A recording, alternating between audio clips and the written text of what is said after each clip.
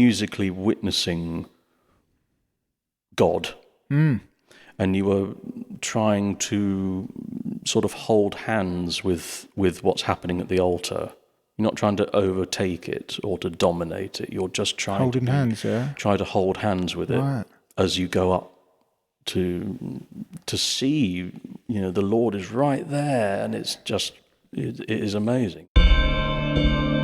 In the name of the Father, and of the Son, and of the Holy Spirit, the Lord be with you. Let us acknowledge our unworthiness. This is the Parish View, a Roman Catholic community podcast.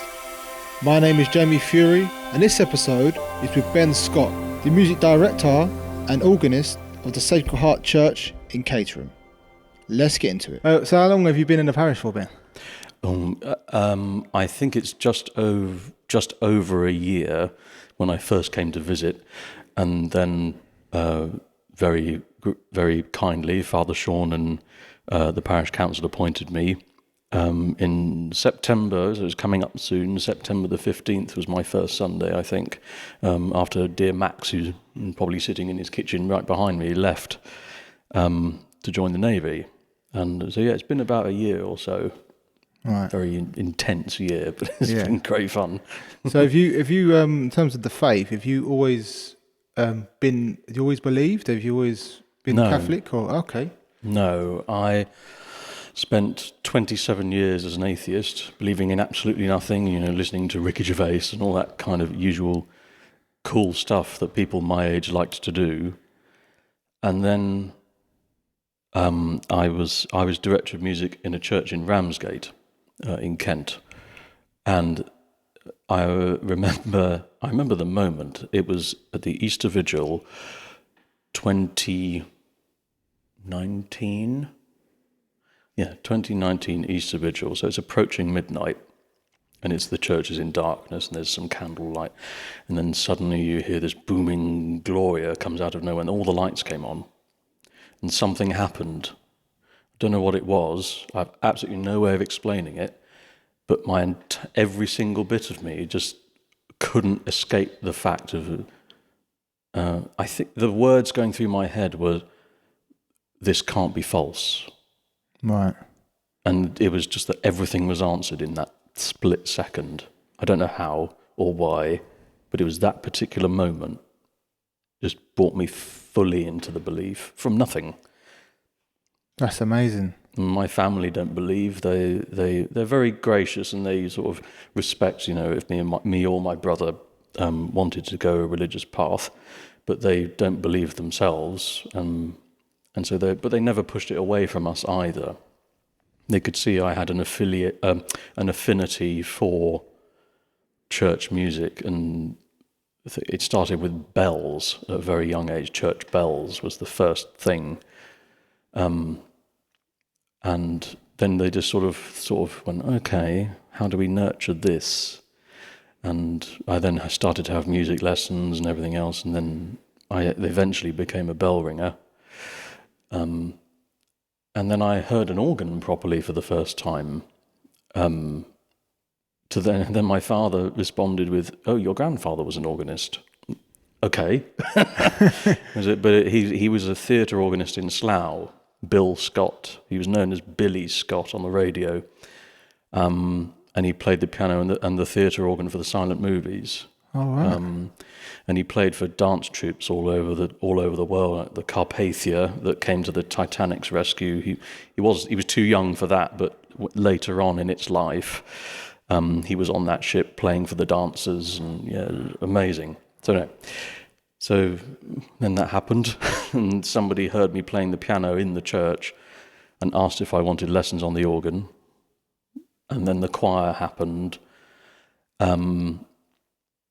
And then I had to make a decision what I was going to do for university, and music just overtook everything. Served the Anglicans in their music for 15 years. Right. And then I got the job in Ramsgate, and then suddenly it happens, and it comes out of nowhere. So you was was you say that you was when you was younger? So you was attending. Was you attending church when you was younger then? Like? No, never did. So how did you manage to ring the bells and that then? Well, it started just a fascination with the noise. Oh, right, gotcha, As a gotcha. 5 or 6 year old. Yeah, yeah.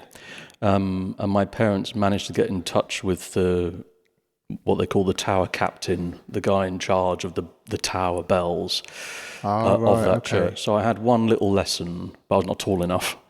So then when I was 12, my mum worked with someone who was a tower captain, and he said, come along every Tuesday, I think it was.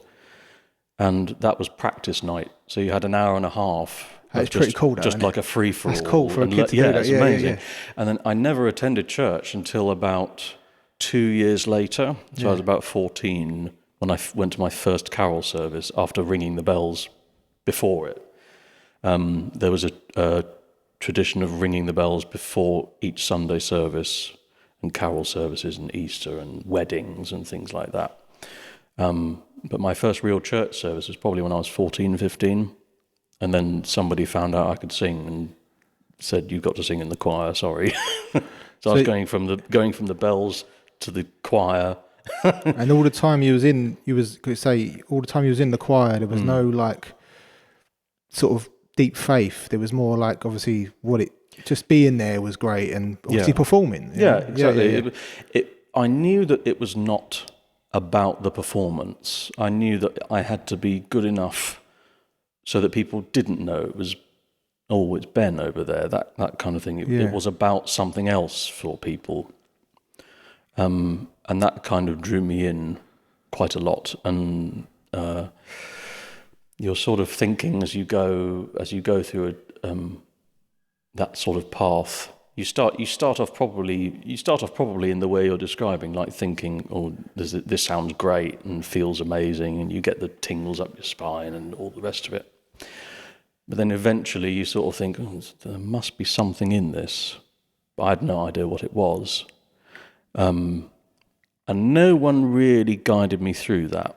People tried, but I was a pretty stubborn teenager. I still am quite. Ask Father Sean, I'm still quite stubborn. Yeah. But no, it took another 12, 13 years for anything remotely other to occur to me. So I was just doing it for other people, and if I was helping other people to push their journey of faith, or to develop spiritually, or to become included musically even, that was enough for me. And then suddenly this whole other thing appears. And it's terrifying. Yeah, it is. It's horrifying. I know. And it's wonderful and absolutely terrifying at the same time. Yeah, and it's just truth, isn't it? It's truth. The truth is scary. Yeah, it is. Yeah. It's calming because it's reassuring because it's the truth. But then all the what does that carry? Yeah, what does that carry with the lifestyle you have and what you thought before and what you've done, what you've said? Exactly. It's not accountability starts kicking, doesn't it? It's not based on your opinions. It's not based on how you feel. It's just the truth. And that's right. You can't wiggle around it. You can't wiggle out of it, no matter how hard we try. Yeah. It's just, it is what it is, as several people like to say. Yeah. Yeah. But the faith journey sort of then became more complicated after I realised, okay, I'm a Catholic. I want to follow this. It then took me 5 years to figure that out, because me being me and quite, I like to explore a lot before I settle. Some would call it restlessness. Others would be looking for rebelliousness. But so I went through all sorts of. I'm a big fan of tradition, things handed down from generations past, and continuing that legacy and developing that legacy. And particularly in England, we have an amazing music tradition in church, and it's sort of ebbing and goes through peaks and troughs every 50 to 100 years or so. And we've hit the trough, I think, probably about 10 years ago, and we're starting to climb up again. And it's a hard struggle. It's really up. It's so easy to destroy something that's been. So, a friend of mine built a choir for over 30 years. He retires, or the priest changes, or the parish council changes, and it's gone overnight. 30 years, and that carries everything before it as well. And to start from nothing again, if lo and behold it changes again back to a more traditional group of people in the church, to get that started again is another 25 or 30 years before anything's really set. And so so what happened to me was I was sort of exploring traditional ways of the Catholic faith, traditional rites, traditional things. What, musically or just Musically, liturgically, spiritually, right. In terms of how you live your life. Yeah. Like the fasting and that kind of thing. And then I went from instead of just traditional Roman, I went to the East. I say that, what I mean is I explored the Eastern rites of the Catholic Church. Like we have the Syro-Malankara here. They're part of the Syriac rite, which they celebrate Mass, but it's very different for them. It's called Kurbana, but it's the same. It's the same God. They are under the Pope. They're in full communion. Not many people know they exist. So I explored that side of Catholicism as well, and then 5 years later realised, I've just got to stop wandering about now. Yeah. And then I was baptised in Canterbury last year. Thanks be to God. Baptised. Wow, that's recent. I had all 3 sacraments on Pentecost 2024, and so it's been my first year of faith. We're just after that, but it wasn't too recently. It was pretty recently that I had my sort of first anniversary of being a Catholic, and that was really a life-changing moment. Oh, for sure, yeah. Definitely. So what's that feel for you now? Now you're performing now at masses and weddings and so on, with the faith, with the Catholic Church. It gives it such profundity and poignancy and solemnity, because it means so much, and it means everything to me, and it means a lot to most people that are there. Some people can take or leave the music, that's okay. Some people can take or leave the liturgy, that's okay as well. But when I'm in that moment, particularly in this church as well, we're very blessed here. We have a wonderful parish, a wonderful priest. Definitely. Yeah, it's really amazing. You guys are amazing. And cheers. Last one. It gives it. I try not to be corny and say another dimension, but it is like you are musically witnessing God, and you are trying to sort of hold hands with what's happening at the altar.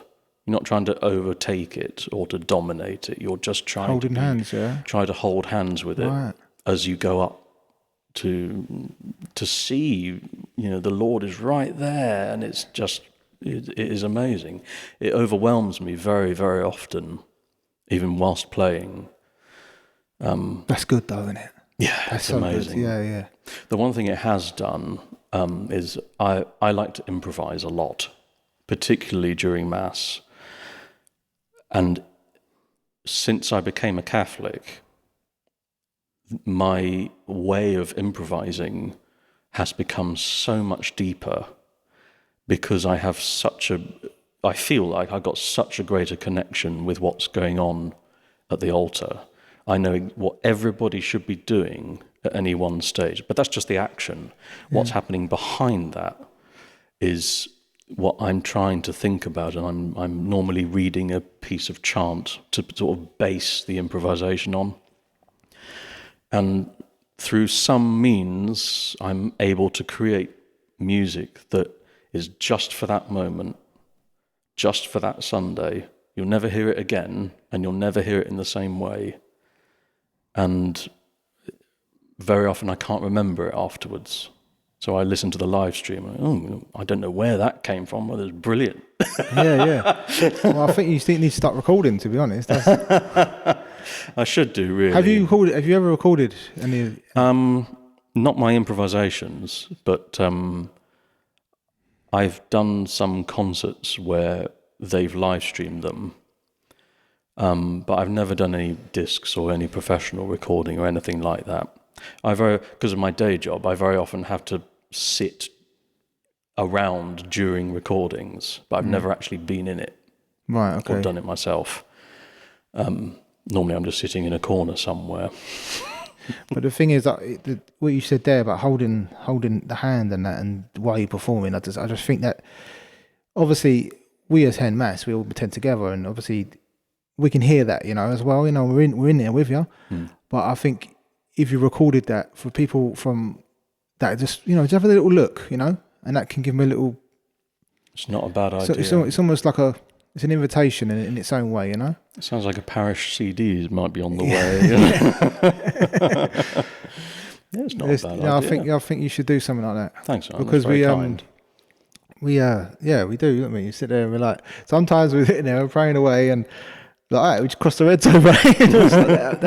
Sometimes it sounds like a recording. I'm not just saying because you're here, but I'm just saying that's what it is, though. It sounds like, doesn't it?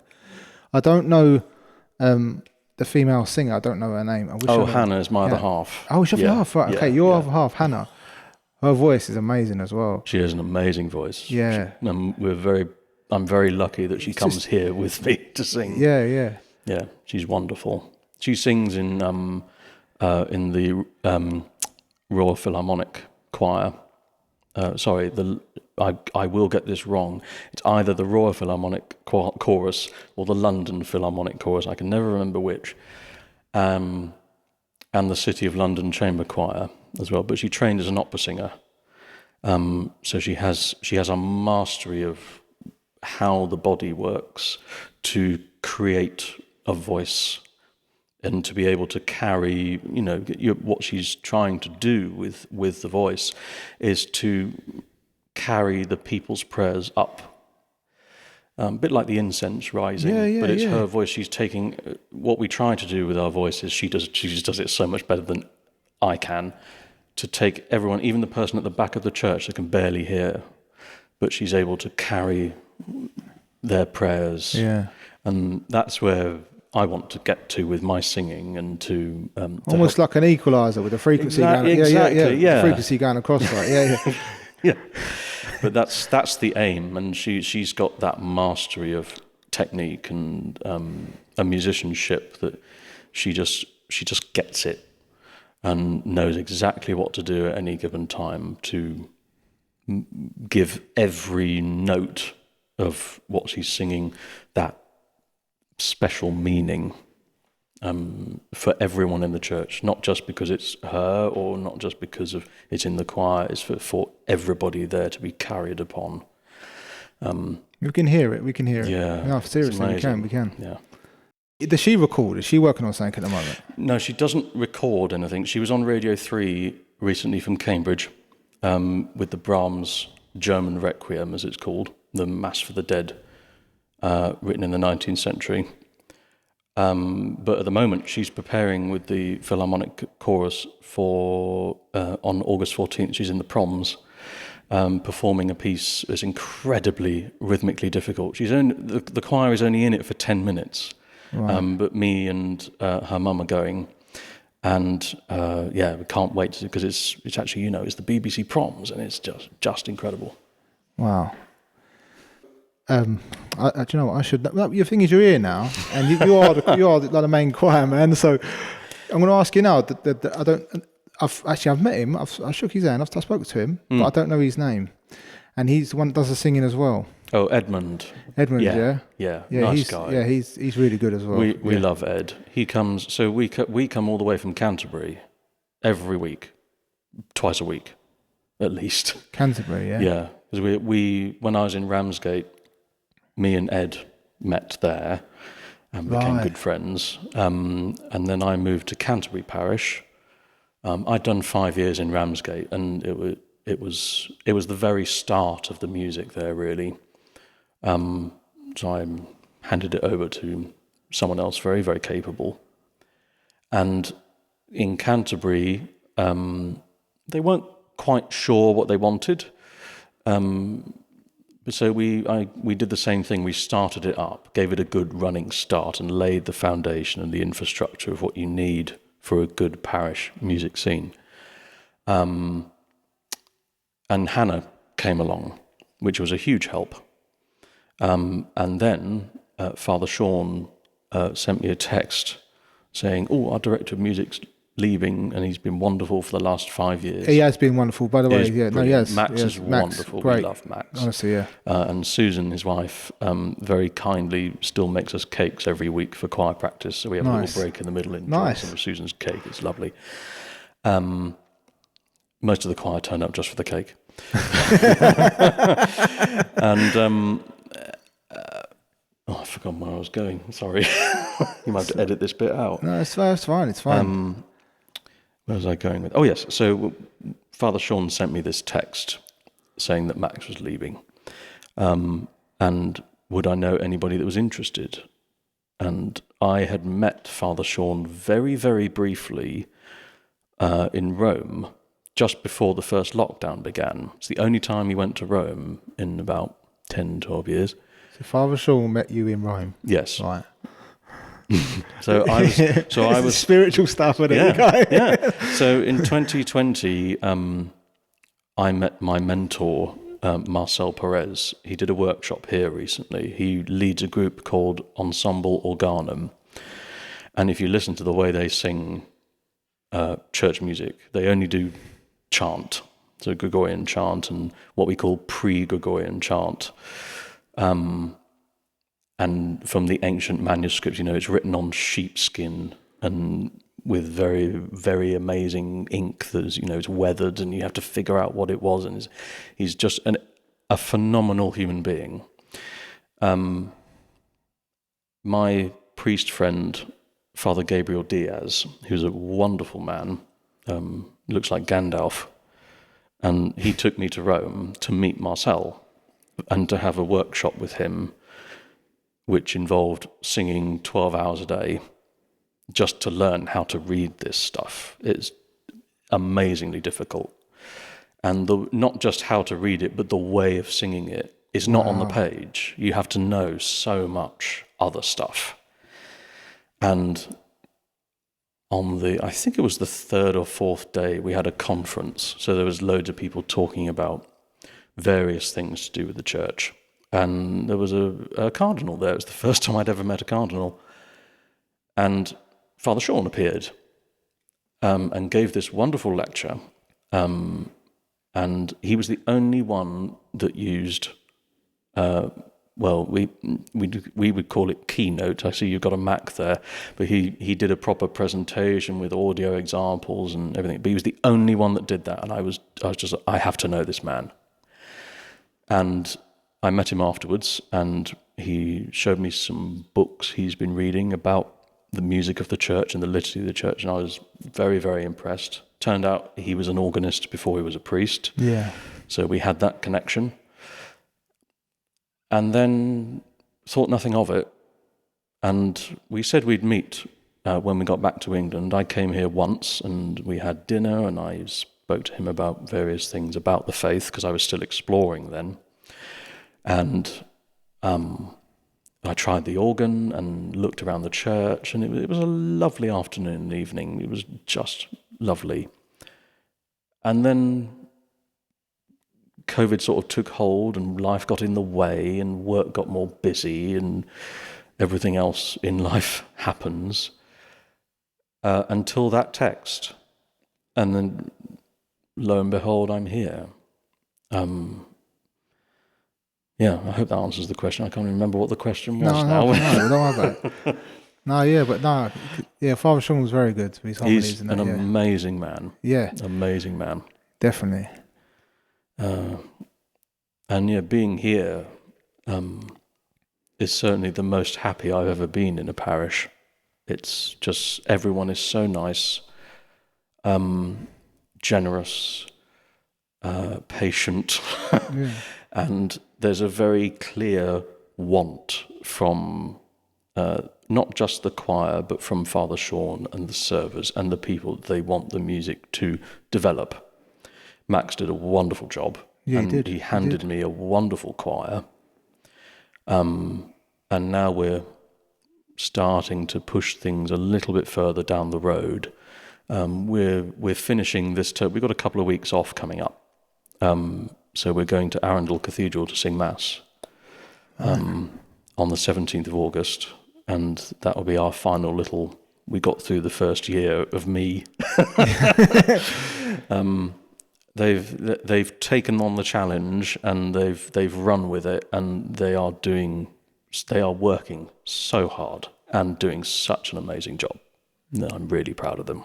Yeah, definitely. Yeah, I just think we was talking about before we started recording about like social media and that, and I was saying, have you got an Instagram account or something? Because I think obviously where people are coming, like generally it's happening. People there is a quiet revival happening at the moment, and there's a lot to be educated about in terms of the sound of the Catholic sound, you know. And it, obviously through the 1900s, it's sort of it was like primary. Mine were just like primary school stuff, but there's stuff before that.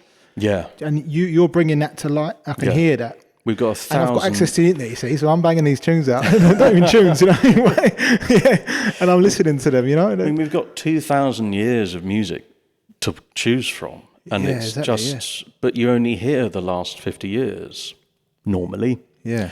There was a famous book that said Catholics don't sing or can't sing. I can't remember which, and it's not true. What happened in the sort of 19th, 20th century was we sort of assimilated a lot of Anglican hymns and things like that. So it stayed very English, which is good. Yeah, there's a few good ones. Yeah, exactly. It's nostalgia for me as well, you know. Exactly. You get it from primary school and all that sort of thing. But we have somewhat lost the Catholic identity of music. Right. Like before I believed, or, you know, when I was young, and you think Catholic music, I immediately thought Gregorian chant. I couldn't imagine it being anything else. And then when I first went into a Catholic church, and it was, it's the same hymns I had last Sunday at the church down the road. It was a big surprise to me. I thought, where's it gone? What's happened to it? And it's going through a bit of a revival gradually, and the Holy Father, Pope Leo, is being a huge help in that. When I was in Rome, there were various people from the Pontifical Institute of Sacred Music, or PIMS for short, as they call it. Interesting. Not the drink, sadly, but and they've started a program since Pope Leo was elected called Singing with the Pope.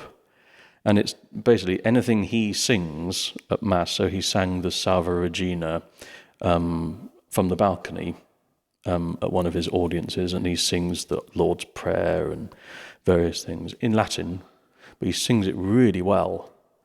And so what the Institute decided to do was to start to make videos and tutorials to help people be able to sing along with him. That's great. Which is great, because that was, you know, even Geoffrey Chaucer in the 13th century, correct me if I'm wrong, wrote that people in church would sing that the Salve Regina to help the kids learn Latin, because they do it every Sunday. So it helped the kids learn Latin. It's in the Canterbury Tales, I think. But yeah, and so you've still got all this lineage, and then suddenly it disappeared, or almost completely disappeared. But it's on its way back. Yeah. Which I think is wonderful. I think it'll really help people to connect with Catholicism a lot more, because it is different to the Anglican Church down the road. So yeah, we are getting our identity back. Yeah, with your contribution, massive, massive. That's very sweet. So it's going back to like how you're gonna, obviously Mass, we do it at Mass, but in terms of to get people more hearing this sort of stuff. You were talking about Instagram. You said you you had one, or you did. What happened there? I did. Part of my my journey of getting to where I am now was I live a very isolated lifestyle. I live in the middle of nowhere. It's me, about 3 houses, and my cat. And that's it. I don't have a telly, and I don't have anything like that. It's very, very... I haven't had one for 15 years. You haven't had a TV for 15 years? I haven't had Netflix or anything like that. And it's really allowed me to focus. I'm a bit of a workaholic, if I'm honest. And I was self-employed at the time, so you're fighting so hard just to make a living and to find where's the next paycheck every time, aren't you? Yeah, and you never quite get there. No. You're on the treadmill. And then last year I got a phone call from the place I work for now, and now I work full time. So now I've bought a telly, and I can come back to earth again. 'Cause I don't have to fight so hard anymore. I don't have to focus 24/7 intensely. Like, yeah. I was working 7 days a week. I'd work into the night, and it was. Now I look at it, it was crazy. Yeah. But part of that, to help me focus, I realised that in the absence of the television and things like Netflix and all these other things, I was constantly on my phone, constantly scrolling social media and Instagram and Facebook and everything else. And I did use it to promote my performances and my business.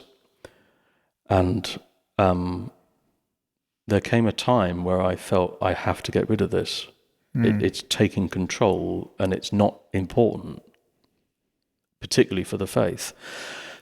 But I am getting more open to the idea again. But at that time, it just had to go.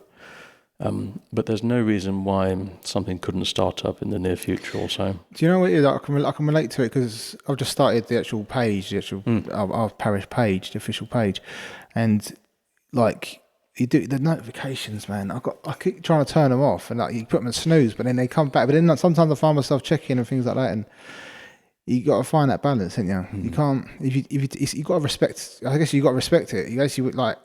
It's like you're having a drink, say. You don't drink too much. I mean, you have to respect the drink. It's like, similar to that, you're on it, all right, that's enough now. And it's hard. It's really hard. But yeah, you have to, So when you do come back, I guess you're going to be in a different place. Yeah. Very different place. I feel a lot more grounded and a lot more stable, and that life is just I'm starting to mature a lot. I feel like I've had to grow up a lot, particularly recently. When I was in my 20s, it was just furious work all the time. I was a school teacher. I was what they call a peripatetic teacher, so going into schools to do one-to-one music lessons. I did primary and secondary. I taught at home. I went to students' houses. I do piano tuning. I did everything I possibly could, weddings, funerals, all around Kent. It was mad. I was doing it was verging on about 40,000 miles a year, just driving around. Mad. But now I've got here, and I've got my other job with Harrison and Harrison, the organ builders. So I now travel around the country tuning organs in cathedrals and things. And that's what I do for the week. It's a cool job, yeah, that is. It's pretty cool. I see some amazing places. I'm very fortunate that they've, I've only been there a year. I've just got to the point, I think it's even today, when I first started a year ago. I look after Westminster Cathedral and St George's in Southwark, so the two great Catholic cathedrals in London. And I was in Westminster Cathedral on a Friday night, because they have their organs tuned in the night. And there's something about that space that is just so overwhelming. I need to go there. My uncle... Have you ever been? No. Oh, it's wonderful. It's not even that. We just jump on was it Victoria, isn't it? Go to Victoria. Yeah, you're there. My uncle messaged me a couple of months ago about it, and he was like, I've just come back from here. And I need to go there. It's amazing. It is to my mind, it's the best choir in the world. It is, and the finest organs in the country. They're just wonderful. And I'm a bit biased now, but I've believed that for most of my life. The thing is, you say you're biased, but obviously you have your faith, obviously, but you have your profession as well. Do you know what I mean? True. But there is something about that space, because you've got this hugely wide. It's a very wide building with all these amazing side chapels, and there's the body of saints and things there. St. John Southworth is there. His body is exposed. And for his feast, they bring him into the middle of the cathedral, which is always a bit strange for people who have never seen anything like that before. But it's really, really poignant. And what I quite like is that you can't actually see the organ at all. It's hidden. And it just appears, the sound just appears over you. And it's the most thrilling sound. They've got one at each end of the cathedral. And you have, as you go up the building, you've got this amazing marble panels.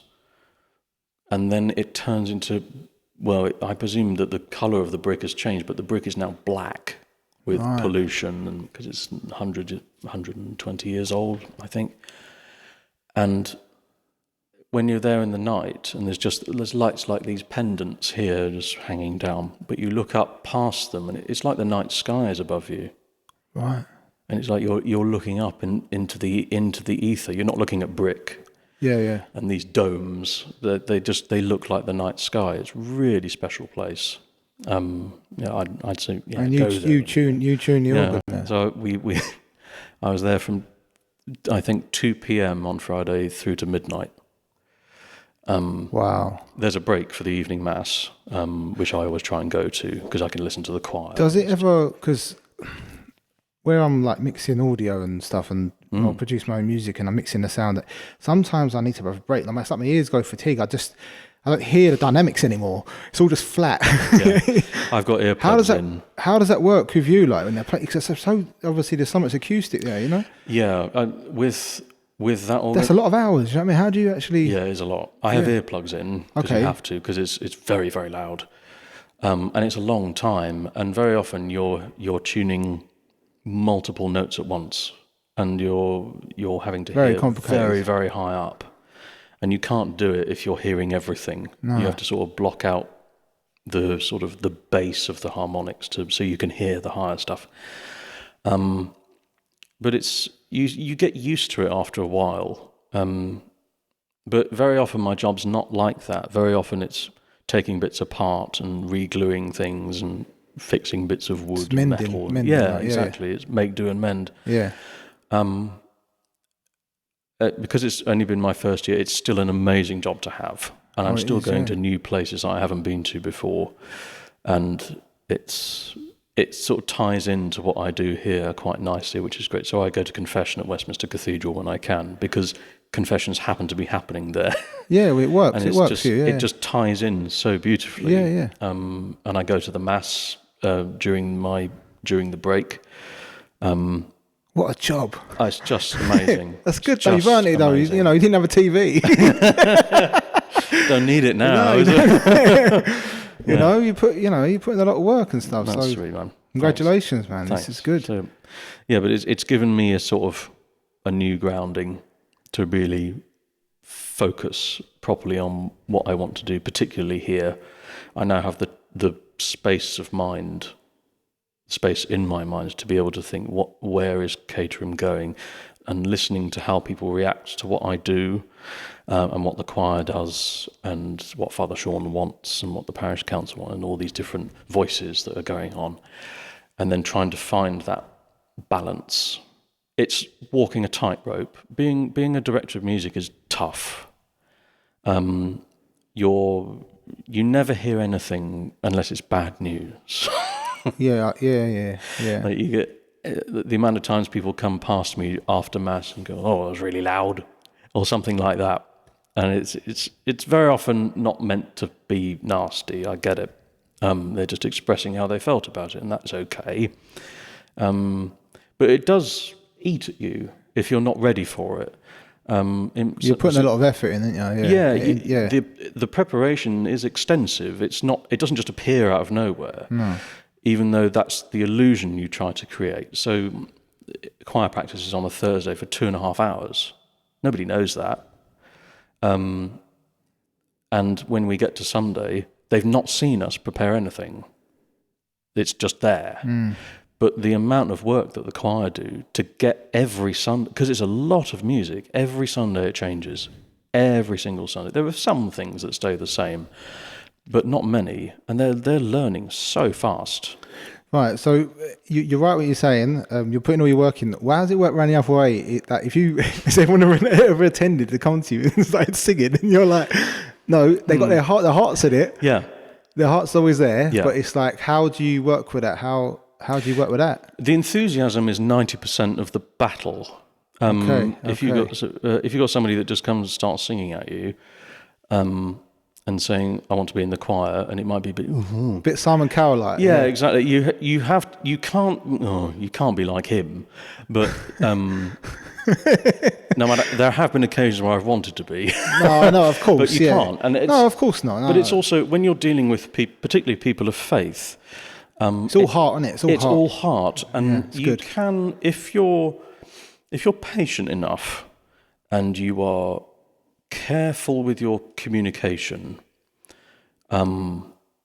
it's easy to be lazy. It's easy to keep going further and leave somebody behind when actually they just need a little bit of attention to bring them with everybody else. Leaving someone behind is the worst thing because you know the choir's moving and somebody's stuck somewhere else, right? And it's not nice. It's not pleasant. So I always try and take the time. If someone is enthusiastic, we have quite a good system here. So if somebody does want to join the choir, we need more men, by the way. That's always the case, though. And if somebody is enthusiastic about church music, then we have a 4-week trial period. So you come and you just do it, and because there's no other way to learn. You've got to just do it, yeah. It's on the job, isn't it? Yeah. It's like learning a language, or you learn on the job. Yeah. And so you move to the country and you live there for 6 months if you can, and that's the best way to learn. It's the same with music. We are reading from music. Most of them wouldn't say that they can, but actually, just because they're doing it, they are learning how to do it. Mm-hmm. And at the end of that 4-week trial period, we just sit down and have a chat over a cup of tea, and we figure out the best way forward, whether it's to go for some singing lessons, join a choral society or a different style of choir, or if it's, okay, come and do this, yep, you're fine. And generally, everyone I've met here anyway, there's never been a problem. Do you have like sections of like sounds in terms of what, I don't know, like I could just only imagine that if you've got like a section of like, they sound similar to that, and that they sound similar to that, and they sound similar to that, and I know. Or is it literally every individual person is very unique, or is it when you're listening? Do you know what I mean? Actually, what you said was right. Each voice is entirely unique. That's great, isn't it? It's amazing finding out where they are as well. There are a couple of choir members, because I have a duty of care, so actually caring for their voice as the choir develops. It can be quite a difficult thing to do because you're having to have a conversation about something they can't touch, but it's part of them. You can't touch it, like playing a clarinet or something, or trumpet. You can't press another valve down or blow in a different way. Yeah. It's entirely personal. It's a very difficult conversation to have. There are always, in a director of music's career, moments where you have to have the conversation of, you've got to move to this section of the choir because in a year you're not going to be able to sing anymore. It's going to get painful, uncomfortable. Wow. If you keep singing in this way. It can be to do with age. It can be to do with hormones. For example, women that have had children, their voices change completely. The hormones and the muscle wall here is completely different. So you have to bear that in mind, and you're dealing with people's lives. Yeah. And and something that really is a therapy and gives them joy. So it's a very sensitive thing. But it's a great job how you do drawing that out of them, though. Do you know what I mean? As they are, as they are. I've had one instance in my career where I've had to say to someone no, but it was nothing to do with their singing. It was nothing to do with them as a person. It was something that they did. Okay. And I won't go into it here, of course. No, of course not. But it was just something that couldn't happen. Yeah. In a choir, and it was very sad because the person is a very good-hearted, enthusiastic person. But other than that, I've never had a problem with a choir member or a voice struggling. We've always managed to catch it early and to nurture. Because you're nurturing their faith at the same time. You're handling the faith side as well as the music. Yeah. It's a tightrope walk. That's amazing. Yeah, and you never really see that if you're in the congregation. It's just there, as I said earlier. But yeah, the people here are amazing. Like when I first came here, there was one lady who I love her to bits. And she messaged me one day saying, I just can't do it. I just can't do it. And I said, right, take your time, have a couple of weeks, come to be in the congregation if you want to, come and have a listen, just see how you feel in a couple of weeks. I know that the change from me and Max, I love Max dearly, but we are like chalk and cheese in some ways of the way that we run a choir. And it was just that change moment that caught her out. But this person is now, she's learning to read music properly. She's doing a Duolingo music course. So wow. she can read music better than most of them now. And she said, I couldn't read a note when I first started, didn't know a thing. I just followed the words, and if it went up and down, and that was it. But no, she can read it. It's an amazing journey to go on. And to watch all this happen in front of me is just the most amazing thing to see. Yeah, from, anybody, from a farmer, because I'm from Devon, so all the choir were farmers, and farmers' daughters and sons and things, and grandpa and everything else. And anything from that to someone who studied music in a conservatory in London suddenly comes for a holiday and visits the choir. And it was that and everything in between. It's just an amazing community.